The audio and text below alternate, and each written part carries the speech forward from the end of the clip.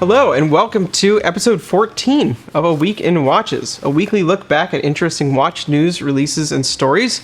I'm your host, Zach Weiss, co-founder of Worn & Wound. Thanks for joining me. So last week, if you watched the episode, I failed miserably at talking about Geneva Watch Days due to epic breaking news. So this week, I'm going to get to it. We're going to take a look at 5 highlights from this year's event and get through them pretty quickly. Before we get to it, just a reminder to please send us questions about watches, watch news, stories, hot takes, whatever you want to send our way. You can leave them in the comments below on YouTube or on wornandwound.com. Or, if you'd like, you can email them to info@wornandwound.com. We'd love to answer some again very soon. This week's sponsor is windupwatchshop.com. This week, they've added the new Seiko Save the Ocean divers, 3 watches based on historical Seiko dive watches that feature ice-inspired dials with over 1,000 microfaces on the dials, really beautiful textures. Check those out and more at windupwatchshop.com. Doxa is in the Army now. I like to think of Doxa as the dive watch equivalent of like a large indie brewery, like Lagunitas or Stone Brewery. Not one of the giants, yet easily available and widely known. But what's most important is ordering one or buying one makes you feel a little bit superior to your friend who has a bud. If you have a Doxa, you know what I mean. In spring of 2022, Doxa released the Army Limited Edition. It was an homage to a mythical watch from their archives that was made in the 70s for the Swiss Army's combat divers. Very few are made and fewer exist to this day. They are ultra rare watches. There's an understandable appeal to them as well. They're bold, exotic, and they were stealthy as they featured one of the first sort of PVD black cases. They also had a unique dial, sort of like a military tuxedo dial, and a strange handset, as well as a military bezel and a Doxa 300 case. The limited edition looked the part, but was modernized. It featured a black ceramic case and a chronometer grade movement. It was great looking, but $4,500, and they only made 100 of them, so nearly as rare as the original. However, for Geneva Watch Days, they've launched 2 open editions for those who have missed out. These are based on the 300T platform, so they're 42.5mm divers, and they're made out of steel this time. They're not PVD either, and they're not ceramic, obviously. So the 2 models have the same dial, true to the original Army. It's a very graphic dial, like I said, sort of a tuxedo. It's a bullseye design with these funky little stubby hands, and a date at 3. But what differs is the bezel. So one has a steel bezel with a black insert for sort of a classic look. The other has a bronze bezel with a green insert for something a bit trendier, should I say. Now, Doxa oddly doesn't say what movement is in these watches, but the specs put them on par with an ETA or a Solita, like a 2824 and SW200. But it might be something else, I'm not sure. And the new Army starts at $2,050 for the steel model on a rubber strap and will begin delivering in October. So if you missed out on the last version, which was very easy to do, now is your chance to get a Doxa Army. Frederique Constant shows its anatomy.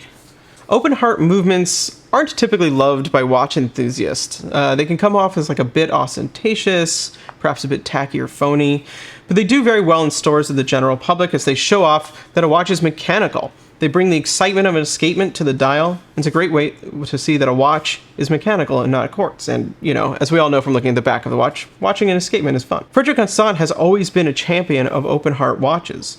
They have many in their catalogs, and they have been making them for decades. The new classic heartbeat manufacturer might be their most tasteful to date. A duo of limited editions, one in steel and one in gold. They feature 39mm cases with a classic sort of conservative style to them.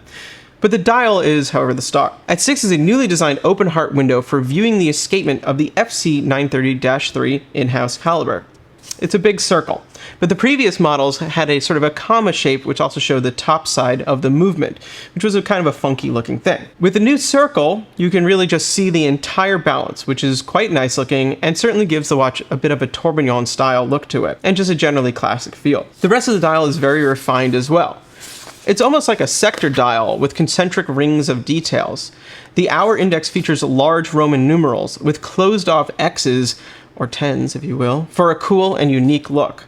I actually quite genuinely like the way those X's look. There's also a classic handset for the hour and minute, but no seconds hand, which I think is a smart move. The escapement brings enough activity to the dial, and it lets the wearer know that it is working. And also, in that way, it looks more than like a tourbillon, because tourbillons don't typically feature second hands. Overall, an elegant and sophisticated design, and it's possibly the first open heart watch I actually like the look of, for whatever that's worth. The rose gold version is limited to 93 pieces at $17,995, and the steel version is limited to 930 pieces at $4,395.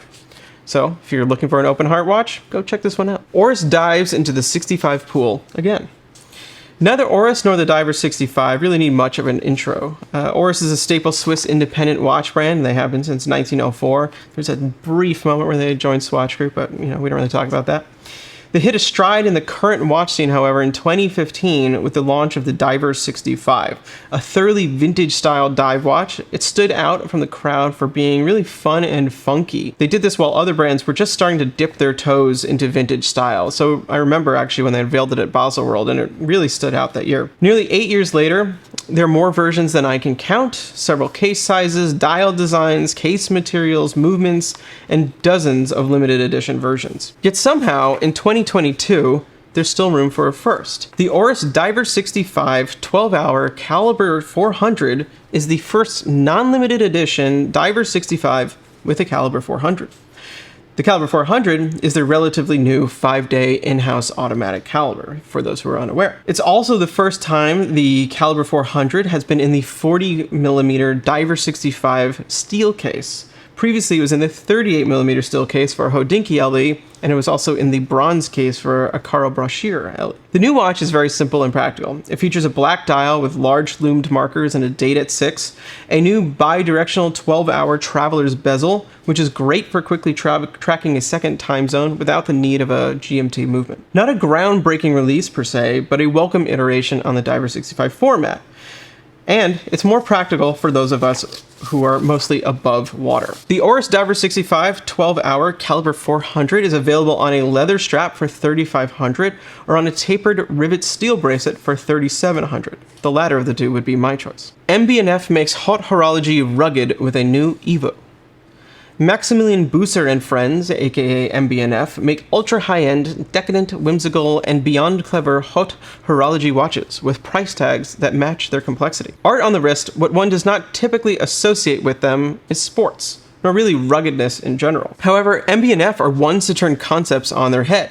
In the last few years, they've been combining watches from their legacy machine line with a new sport case design. This has created a sub-range called EVO, which is meant for active lifestyles, such as for those who like racing Bugattis, diving off of super yachts, and playing tennis on Richard Branson's private island. The EVO cases were previously limited to their epic grail-worthy perpetual calendar model, as well as the sequential chronograph, which is 2 chronographs in 1. However, for 2022's Geneva Watch Days, they launched a seemingly simple version, giving the basic split escapement model the EVO overhaul. Featuring just time, date, and power reserve, it's a far simpler model than the two mentioned before, but as the name suggests, features MB&F's unique split escapement system. On these watches, the balance is suspended above the dial, connecting to the escapement down below the dial, all under a massive domed sapphire. These aren't watches that you look at and think should be sports watches. They look quite fragile. The case is 44mm by 17mm thick, and it's made out of grade 5 titanium.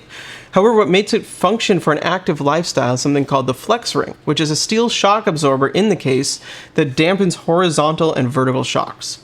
Sounds very cool, but with an $80K price tag, I do wonder how likely anyone is to test it out. Bulgari wants you to take the week off. The Bulgari Octo Finissimo has risen to be the cream of the luxury crop in its near a decade of existence.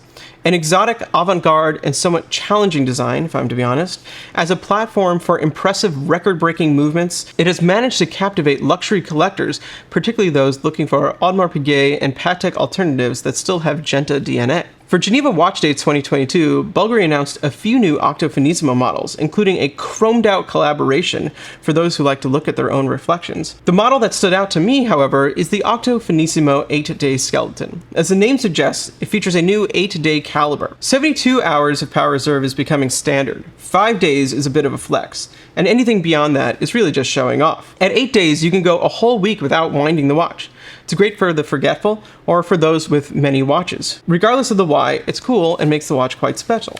But that's not all. It's also skeletonized, which, admittedly isn't for everyone, but does stand out. Has a sub-seconds at 7 o'clock and a unique power reserve indicator, which fills in with a gold arc around the seconds. Octo Finissimos are known for being thin. In fact, they hold records for such. The 8-day isn't a record holder, however, at 5.95 millimeters thick, it's still extremely thin. Made out of rose gold and given a satin finish, the Octo Finissimo 8-day skeleton has a price tag of $37,000. Woohoo! I did it! Geneva Watch Days 22 is done and behind us. Next week, we'll get back to our usual show and hopefully have a question or two to answer. Until then, please keep reading Worn and Wound daily to stay up to date with watch news and reviews, and I'll see you next time.